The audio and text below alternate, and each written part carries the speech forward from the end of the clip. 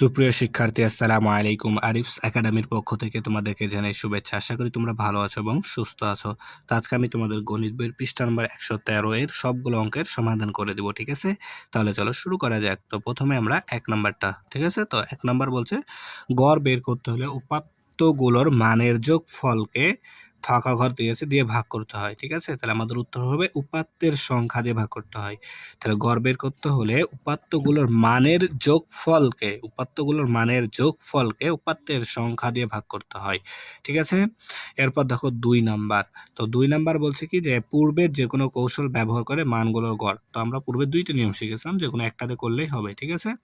তো এখানে দেখো 86 litre, 103 litre, 79 litre, 80 litre, 108 litre, 98 litre, 90 litre, ঠিক আছে? তো এটার গড় বের করতে হবে। তাহলে গড় বের করতে হলে প্রথমে কি এই যে উপাত্তগুলোর মান, এই যে 86, 103, 79 এগুলোকে যোগ করতে হবে। যোগ করে কি উপাত্তের সংখ্যা মানে কয়টা আছে এখানে, 1টা 2টা 3টা 4টা 5টা 6টা 7টা, এখানে যেহেতু 7টা আছে তাই কি 7 দিয়ে ভাগ করতে হবে, তাই না?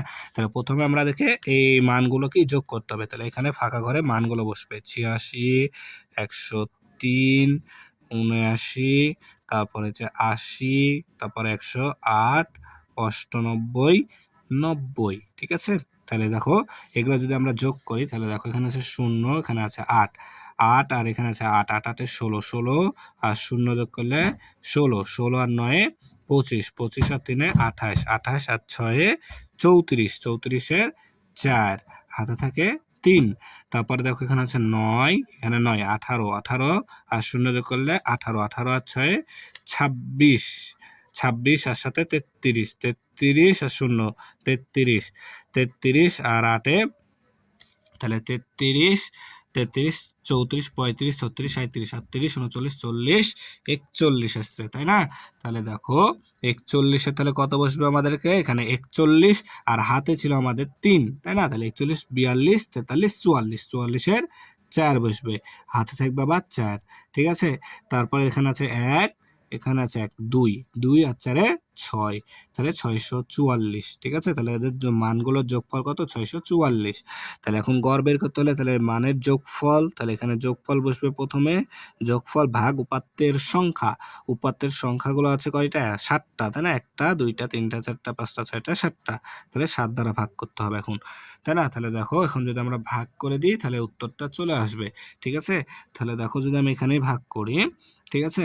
তাহলে 644কে ভাগ করতে হবে 7 দ্বারা, তাই না? তাহলে একটা সংখ্যা এখানে 2টা সংখ্যা নিতে হবে, তাহলে 7 নং 63, 63, তাহলে 4 থেকে 3 বাদ দিলে 1, 6 থেকে 6 বাদ দিলে 0 দাম নাই, এই 4 এখন এখানে নেমে গেল, 7 দুগুণ 14, তাহলে 0, তাহলে আমাদের আসছে কত? 92, তাহলে 92, তাহলে গড় কত আসলো আমাদের? 92, ঠিক আছে? তাহলে আশা করি তোমাদের বুঝতে পেরেছো, ঠিক আছে? এখন দেখো 3 নাম্বার। তো 3 নাম্বার বলছে আমাদের যে একজন ক্রিকেটারের 9টি ইনিংসের গড় রান, ঠিক আছে? একজন ক্রিকেটারের গড় ইনিংসে 9টি ইনিংসের গড় রান দেওয়া আছে, 9টি ইনিংসের গড় রান দেওয়া আছে এখানে 49।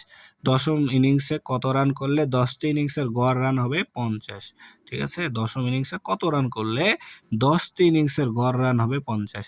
তাহলে প্রথম 9টি ইনিংসের গড় রান দেওয়া আছে, তাহলে প্রথম 9টি ইনিংসের মোট রানটা বাইর করব, ঠিক আছে? মোট রান বাইর করতে হলে গড় দ্বারা সংখ্যাকে গুণ করতে হবে, তাই না? কয়টি ম্যাচ হয়েছে সে ম্যাচটি, তাহলে এখানে 49কে 9 দ্বারা গুণ করতে হবে প্রথমে। তাহলে দেখো লিখেছে প্রথমে 9টি ইনিংসের মোট রান বের করি, তাহলে এখানে লিখবো যে কি এখানে আমরা যদি এটা সমাধান করি তখন লিখবো যে প্রথমে 9টি ইনিংসের মোট রান, ঠিক আছে?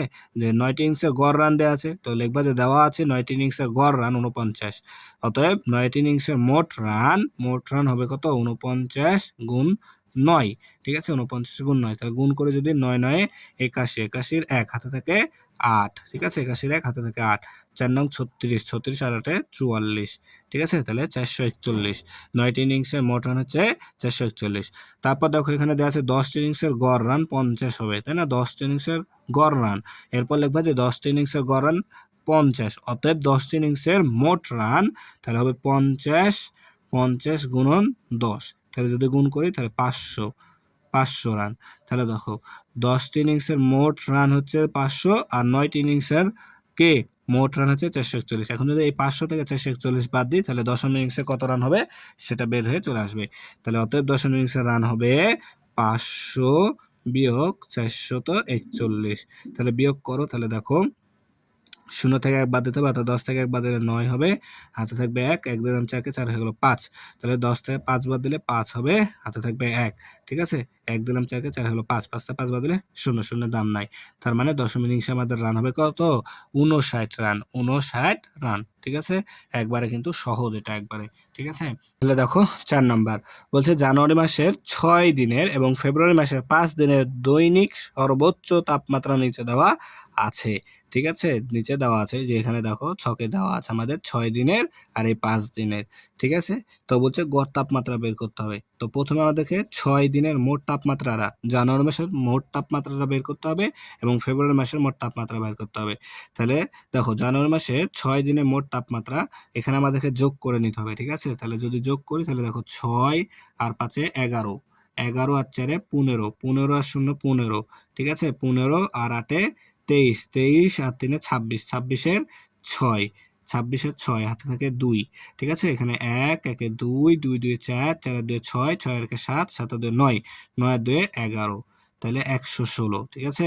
আরেকবার দেখে নিই, তাহলে 6 আর 5 এ 11, 11 আর 4 এ 15, 15, 15 আর 8 এ 23, 23 আর 3 এ 26, 26 এ 6, হাতে থাকে 2, এখানে 1, 1 2, 2 2 এ 4, 4 আর 2 এ 6, 6 আর 7, 7 আর 2 এ 9, 9 আর 2 এ 11, ঠিক আছে?